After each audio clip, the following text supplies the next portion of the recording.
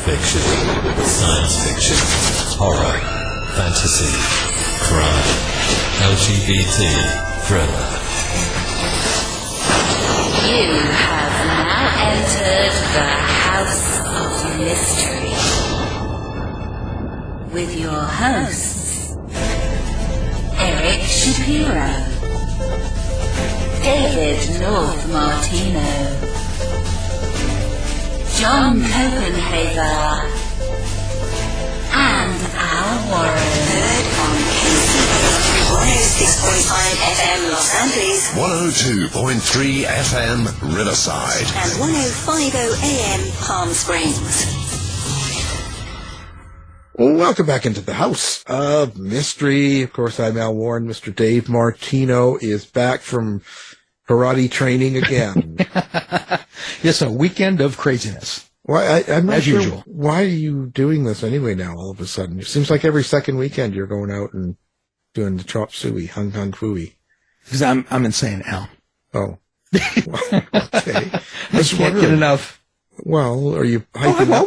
I've always been doing this. Yeah, but you seem to be doing a lot. So you're hyping up for a big, karate tour or something? Yeah, there's just been a lot of stuff going on. So, and especially after the pandemic, there's just more to go to. So, I guess, yeah. I'm just getting out there and getting the rust off. Pandemic, that's just a blur, Yeah, I know, right? So I can't picture the years anymore. It's all gone. So anyway. Well, speaking of the past, we're going to talk a little bit about the past today, and we've got a couple of authors here. Now, the book is called The American Way, and it's a true story of Nazi escape, Superman, and Marilyn Monroe. So we've got Helene Stapinski and Bonnie Siegler. Thank you for being here. Thank you for having us. Thanks for having us. Well, now this strikes to me like it's a personal story of yours, and it means a lot. How did you decide to write this book? Like, what gave you the, let's say, the ignition to write this book? Well, it started as I wanted to get an article in the New York Times kind of about the Holocaust when the anti-Semitism and the level of hate in this country was really rising, and it was very distressing in about 2016. So I thought we should just start talking about the Holocaust again to make sure it never happened again or anything remotely like it. So I decided I would try to get an article in the New York Times about my grandfather who escaped. And I reached out to someone. I said, do you know someone who could help with this, write this article and pitch it to the Times? And they introduced me to Helene. That's me. That's where I came in. Yeah, so I met Bonnie, and her lure, or her way to get people into her grandfather's story, was to use some film footage that her grandfather shot back in 1954 of Marilyn Monroe the night that her dress blew up on the subway grate. So what happened was he escaped Nazi Germany in 1938, came to New York, was living on the Upper East Side, and he was there that night with his home movie camera. And he shot this footage. That's the only remaining footage from that night. So Marilyn was kind of the hook for the story for me to pitch at the time. It was kind of like a Trojan horse, if you will. Everyone was like, wow, an article about Marilyn that I've never seen this footage. And then you learned about the Holocaust. You learned about his escape from Nazi Germany. But to me, when I met Bonnie and saw the footage, it was amazing. But the story she told me about her grandfather's escape was more amazing. I mean, it was just a crazy story. It's just a crazy story. And that's what the book's about. So he basically had to get a financial sponsor to leave Nazi Germany. Everybody did at the time. Everybody still does to leave a country. You have to get a financial backer. And his financial backer was Harry Donenfeld, who was the publisher of Superman comics. Mm-hmm. And so that's how Superman's involved in the story. So you learn the story about Harry as well. Harry was a Jew who came to New York at the turn of the century as a kid. And he stepped up and helped Bonnie's family escape from Nazi Germany. So if it hadn't been for, Superman and his kid's publisher, Bonnie wouldn't be here on this interview right now. So Superman saved my life. Superman saved the day. Yeah. So that's why he's involved. So, and then you find out, then later in the book, he sees Marilyn on the subway, and there's that whole view. But it's not about Marilyn Monroe. It's more about her grandfather. It's really a kind of a history book and a memoir. And as I said, it's surprisingly uplifting and fun to read despite the difficulty of reading about the Holocaust. Right. Well, but when you put the book together and get it published like that. When someone picks up the book and reads it, what is it you hope they take away from the book? Well, there's a few things. I think the main thing is her grandfather was this incredible character, and just a really, he was the mayor of his block in New York City. He was this really community-minded guy. He helped everyone around him. He was sort of a superhero without a cape, we say, you know. And I think that idea of just trying to love each other rather than hate each other, you know, that's kind of the message of the book. It's very much anti-hate of, you know, how there's hate of others. Anybody who's other than you. And this really tackles that in a lovely way. I mean, that we should all be loving each other. And the connections in the book it makes everyone feel they're connected to everyone else. Right. Which we are. Well, yeah, we are. It's silliness, you know. I don't understand. Are you surprised at the rise in this whole anti-whatever stuff going on right now? This continuous surge in hate and dislike of people. I don't even see. It doesn't make sense to me. I don't understand this other.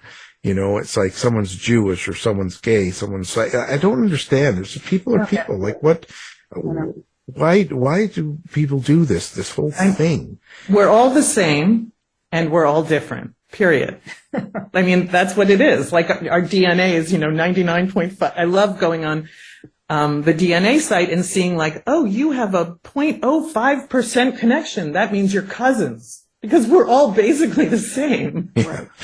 Well, that's why but does this really surprise you? This is almost like the surge in the 30s and again in the 60s with the Crow. Exactly. That was what my initial point was. This feels a lot like 1933, the rise of fascism, the rise of anti-Semitism, and the hatred, and just talking about hate all the time and making people hate other people for no good reason is crazy. And, my grandfather was 25 in 1938 when he decided to leave. So in 2016, I was much older and I didn't know what to do, how I could help. I'm an activist. And I wanted to do something, and this story seemed the best, most powerful thing I could do.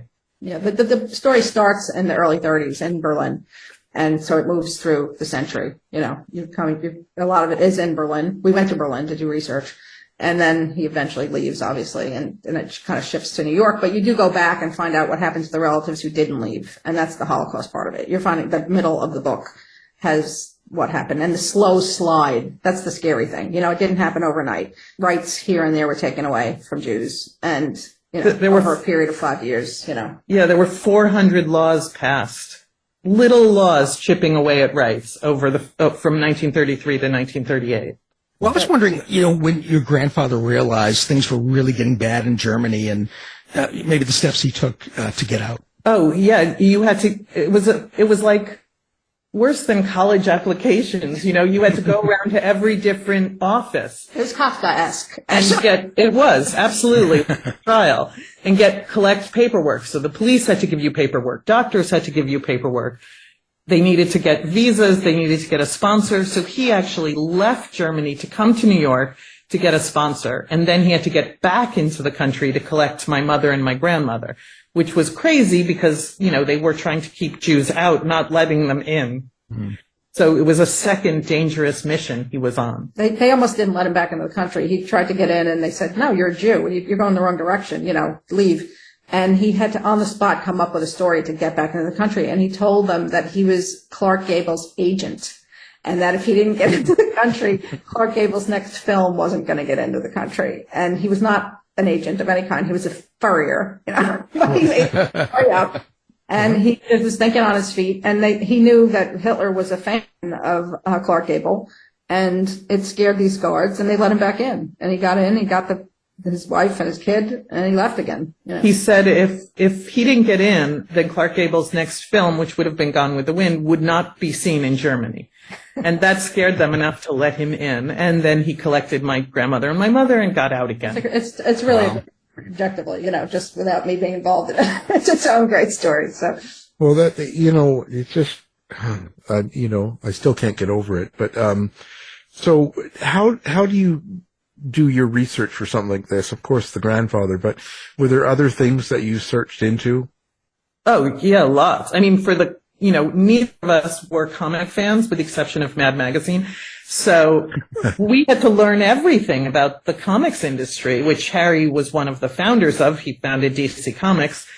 So we studied Jerry Siegel. Oh God, I keep blanking out. Jerry Siegel and Joe Shuster. I always switched their last name for some crazy reason. Jerry Shuster. They created Superman. They tried to sell it for like 5 years before they finally did sell it. They were taken extreme advantage of when they sold it to Harry and his partner Jack, because they offered, and Jerry and Joe accepted, only $130 and signed a contract giving over the rights to Superman in perpetuity. Wow. So the DC Comics made a lot of money, and Jerry and Joe really suffered for the rest of their lives not having any money. So that's good in there too. It's a lot of stories tied together. They were two Jewish kids from Cleveland, so it's all tied together. So we dug deep into comics research. We dug deep into Marilyn Monroe research. We both read a bunch of books about her, more than I care to count. And what Germany was like at the time, what New York was like at the time. I mean, all of it was researched. Pretty crazy, isn't it? When you, and I don't know about you, because I know I've written books covering Germany in the 30s and even Chicago, like in the 20s and 30s. And I was surprised about going through the papers each day and seeing how much of the same complaints were going on then. Yeah, absolutely. The names have changed, but it's still the same. Parallels are kind of scary, actually. I didn't realize that until we started doing the research, and it kind of scared the hell out of me. I was like, oh my God. And this is the same playbook. We don't address, Dictator Tot, specifically, but, sorry, I can't say his name. But everybody who reads it is like, holy cow, the similarities are frightening. Yeah. And it's not made up. I mean, it's there, it's all there. Yeah. But it's why we were driven to do this. Yeah. Were there any surprises in your research yourself, or when you were going through and putting the book together, were there things that came up that you were like, wow, I didn't. I had no idea how slow that build was from 33 to 38. You know what I mean? I knew a little bit about the Holocaust, but I didn't know that it was that slow chipping away. So that was kind of a shock to me, how they did it. And they basically, followed the Jim Crow laws, in America. That was sort of their guide, in Germany, which is kind of scary when you think about it. They've literally said, oh, look what the Americans are doing to African Americans. That's a great idea. We'll take away the Jews' rights, just like those fabulous Americans are doing. Wow. There were also entertaining things that were just sort of lighter, it wasn't all just heavy stuff. We had the connection between, her grandfather and Marilyn Monroe. Obviously, he shot the footage of her, right? And then we had the connection between, Harry Donenfeld and Jules. He was his sponsor to come over, but we didn't have that tie-in between Marilyn Monroe and Harry, the Superman guy. And so we kept digging and digging, and finally I found a picture of Marilyn Monroe from 1946. It was a candid shot that I'd never seen before. Most people have not seen. And it had her dressed just in the covers that she was on in 1946 from magazines from then. And the magazines that she's wearing are mostly Harry's magazines, because Harry was this big publisher, and he had girly magazines, and she was on the cover. And it was just this great moment where I was like, oh my God, everyone really is tied together, So things like that. But then also, I found out what happened to my great grandparents who decided not to come to America because they didn't think they were in danger. They understood that people were in danger, but they were older. He had served in World War I for Germany. So they really thought they were going to be okay. And nobody in the family knew what had happened to them. And through research, because of the magic of the internet and the Holocaust museums around the world, I was able to find exactly what happened to them, which was both devastating and kind of amazing to be able to find out what happened so long ago. Yeah, no one in her family ever knew the story about what happened to them. And so Bonnie found it. And that's a whole chapter, what happens to them. Well, just going back to the to comics for a minute. I was a real big comics fan way back in 70s and 80s. And, it was under my understanding that the comics industry itself was basically created as, kind of like a Jewish industry.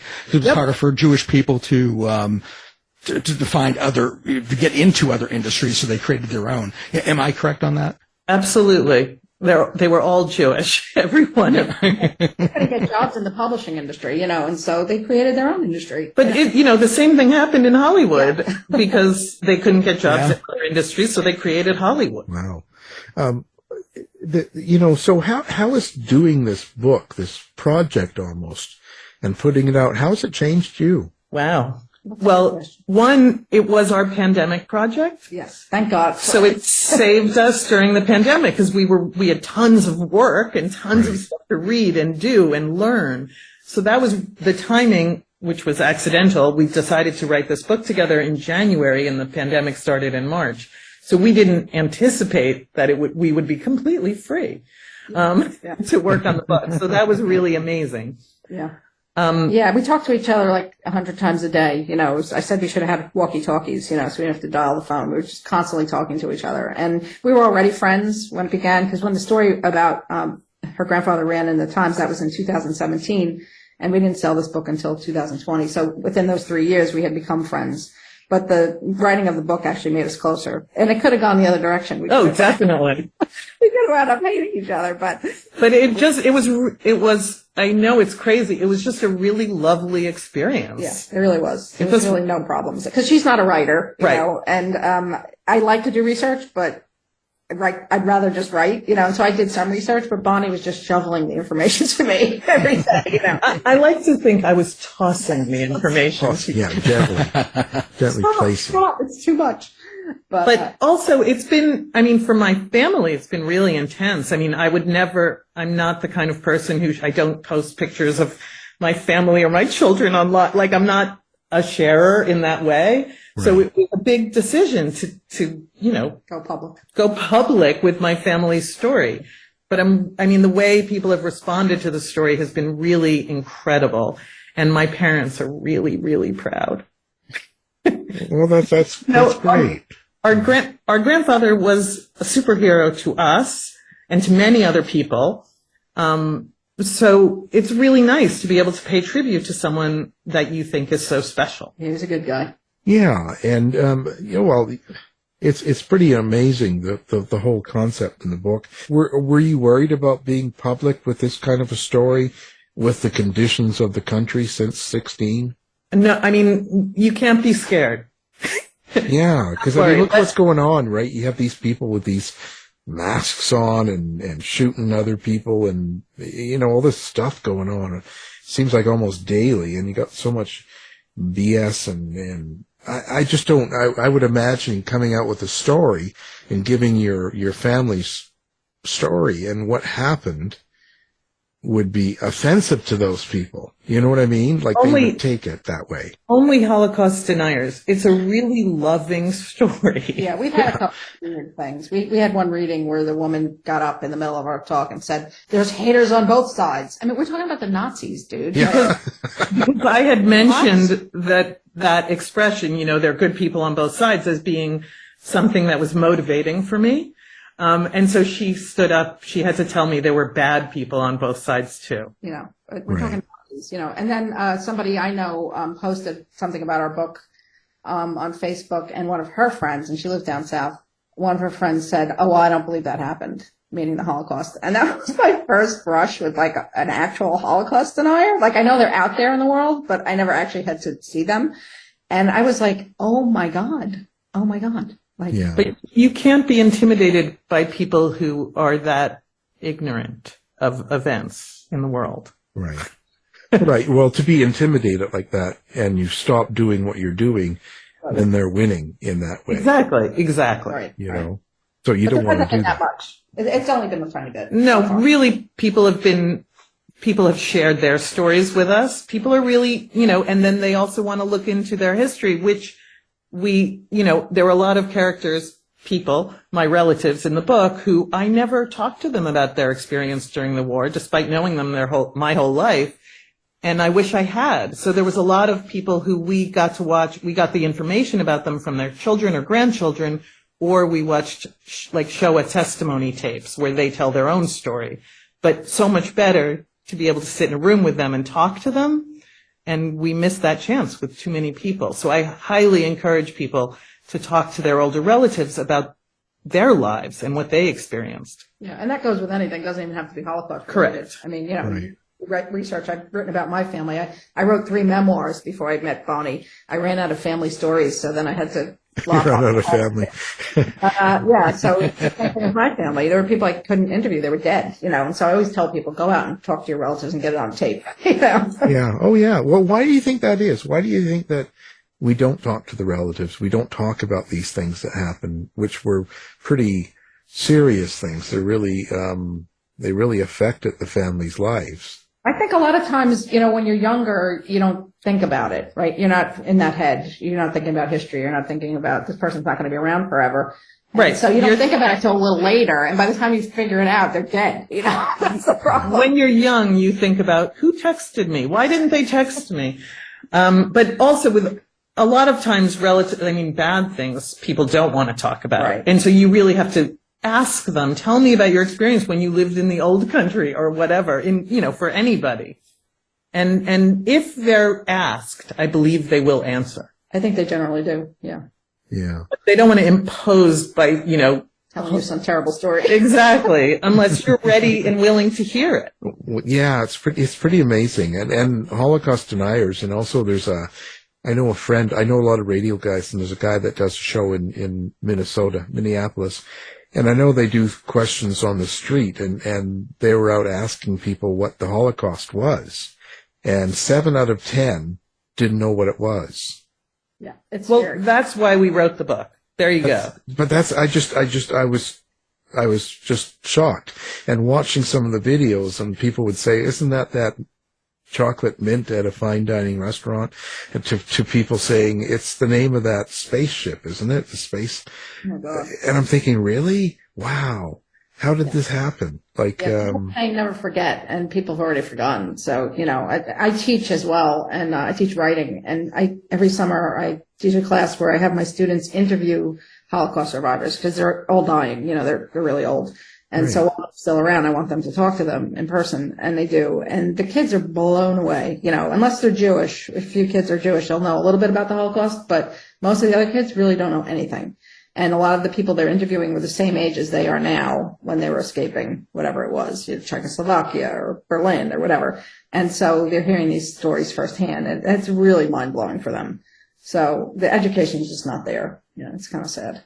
Yeah, it is, because I think then that's where we run into the mistakes happening again, Absolutely. Yeah. People have to realize how serious it can be, If you don't learn from history, you're destined to repeat it. Right.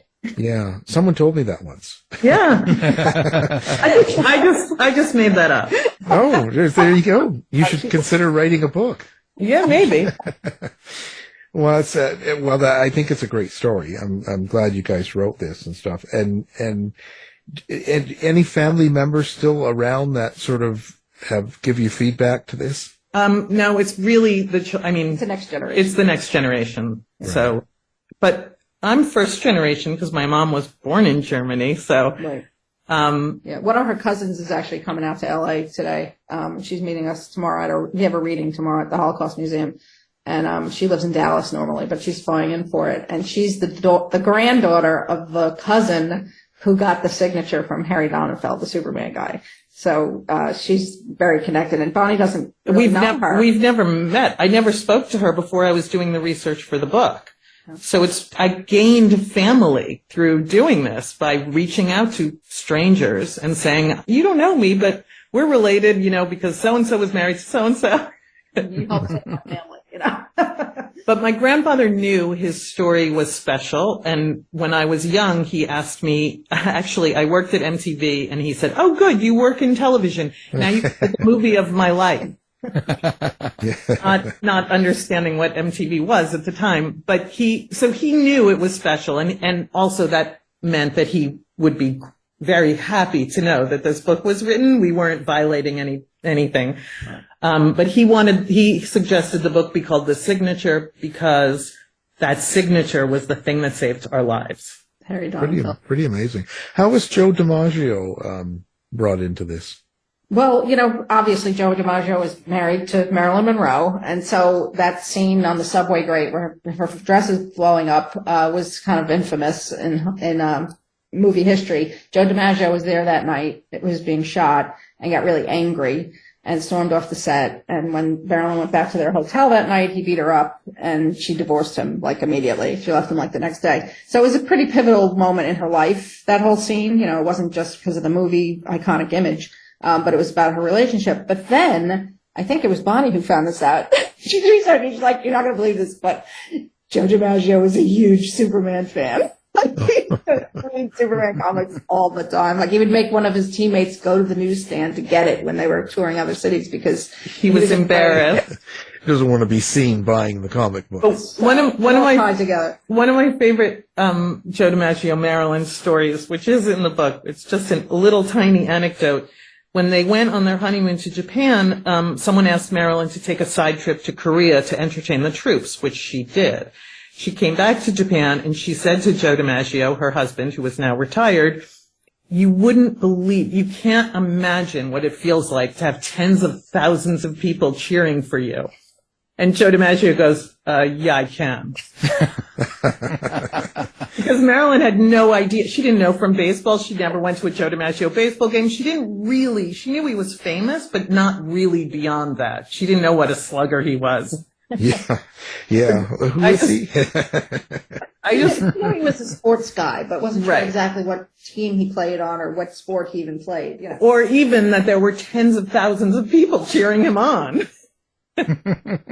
Well, speaking of sports, there's also a story in the book about Jack Dempsey, who was a boxer, who I actually have his book, Championship Fighting, but I found it very interesting. Did you want to talk a little bit about that? Yeah, well, Harry Donenfeld was friends with Jack Dempsey because that was like in the 20s, Okay. They were both pretty young at the time. And they were buddies, and at one point, I think they were fooling around, and Harry gives him a hot foot. Do you guys know what a hot foot is? You remember set somebody's laces on fire? It's like in the 20s, I guess. And Dempsey got mad and punched Harry in the arm and broke his arm. Oh. We got that from his kids. We interviewed his kids and his grandchildren. All his grandchildren. Wow. That's a strong hit. Yeah. Well, it was pretty strong. But then years later, Dempsey's restaurant was in Times Square. And so Harry used to hang out there. Joe DiMaggio used to hang out there. So Dempsey's is, a scene later on in the book. So he kind of comes and goes. Jack Dempsey also had a hotel down in Miami that Harry used to go to when he would go to Miami. So Harry went to Miami and Havana, Cuba a lot. We were able to find every passage on a boat, every plane trip, because there were like 10 people on the plane. So the lists of their names were all online. Yeah, it was all the research, the amazing stuff. And Cuba, you could gamble, obviously. They had the casinos there. So Harry was pretty mobbed up. He wasn't in the mob, but he had lots of mob friends. And he would go to the La Nacional, hotel to gamble and hang out at the casino. Yeah. Helene, being a national best-selling author already of something beforehand, right. But how does this book compare to that, your previous? Well, it's different in a way because obviously it's not a memoir. My first book was the bestseller. It was about my family and the criminals in my family in Jersey City. I grew up in Jersey City, New Jersey. And, it definitely, obviously more personal, right? It was my story, my family story. Right. But really, it's kind of the same approach. I was trained as a journalist. When I wrote my first book, I'd already worked as a journalist for 10 years. I was a reporter, and I knew how to dig into other people's stories. And so then I just turned the focus onto me and my family. But I took the same approach. I did newspaper research. I found all the criminal records for the family. I interviewed people. The same approach. So for Bonnie's story, I did worry a little bit that it would be a little hard to write because it was about someone else's family. But I took such a deep dive with her family, and they kind of adopted me in a way that, it was almost like writing about a family. And because we were in constant contact, she was like inside my head. Mind melded. We were mind melded. So it almost became like it was her family too. Yeah. So like I said, she's feeding me the information. I'm just filtering it and writing the sentences, but it was definitely a collaboration. So it was actually freeing in a way, not to be writing about my family, because I'm always worried about like who I'm going to offend in my family. So Bonnie, you're in trouble. Now she left that up. She passed that torch to me, so I get to worry about who's going to be offended. I don't think anyone will be offended, but it's a happy story. But I don't know. You never know. When people appear in a book, you don't know how they're going to respond. But, we interviewed everybody. There's nobody who will be like, what? There's a book about our family? I think it's all going to be okay. I think we would have heard already. Yeah, that's true. Yeah, no surprises going on, And you also mentioned Billy Wilder. So how did he get into the story? Well, he directed The 7-Year Itch. So that was our initial way in to him, to know he was going to be included. And in the film my grandfather shot, he was standing behind Billy Wilder. So Billy walks in and out of the frame during this short film he shot at the 7-Year Itch set. But also he was born in Vienna, and then he left to go to Berlin. And then he left Berlin apparently the night of the Reichstag fire. He saw the fire from a restaurant window and decided it was time to go. And later, when people asked why he left, he said, Hitler told me to go. Right. So it was Hitler's idea. Yeah. So when in doubt. So he was a fellow Berlin refugee in America, and my grandfather loved him because of that, Yeah, they were there at the same time. They were young at the same time. They were there. And one of the other crazy connections was we had found pictures of Bonnie's grandfather at Wannsee Lake on the beach with his... Which is right outside of Berlin. Right. It's like the Coney Island, to New York Wannsee is to Berlin. And so we found these pictures of them at the beach. Her mother included, when she was a little girl. And then we found out that Billy Wilder's first movie that he wrote was called People on Sunday. And it was about people leaving the city to go to the beach on Sunday to Wannsee Lake. So it's the same destination. It's all the same details as her grandfather's story. And then, of course, which I didn't know any of this. I kind of had heard about it in my life, but I didn't take a deep dive. The Wannsee, conference was where the Nazis came up with the final solution. So it was at a villa on Wannsee Lake, which was right across from where Jules would go to sunbathe. And when we went to Berlin, we went to the villa, and it was pretty, mind-blowing. Basically, they typed up all the ways they would achieve their goal and got all the commanders, the Nazi commanders, to agree, like, okay, this is our new mission. We want to kill all the Jews in all of Europe. I think it was like they really wanted to kill 9 million. They wound up killing 6 million, but I think the goal was like 9 or 10 million. And it was just the way they had to come up with a way to do it. Wow. Industrialized murder. They had to figure out the train situation and camps and all that. And they worked it out at that meeting. So. Yeah, it's awful. How were the Berlinites, I guess we'd call them, people that came from Berlin that escaped? During that time, did they kind of stick together in the U.S., or was there kind of also, because in the U.S. at that time with Lindbergh and the anti, they were very pro Nazism, and they didn't want to get in the war, and all this stuff was going on within the country. It was a good, strong, 40% people, kind of like the Trumpites, kind of like there's that real, group of people. Did they feel kind of like they had to hide in the U.S., do you think? No, they didn't. I mean, they certainly didn't. They learned English very quickly, and they changed my mother's name from a German name to an American name, stuff like that. Because there were both sides, people who hated Germans for what they were doing and people who hated Jews, and they were German Jews, so they couldn't win. Yeah. Luckily, my grandfather had his own fur shop. He opened in New York the moment he got here, as did his cousins and his sister, so they were all furriers from Berlin.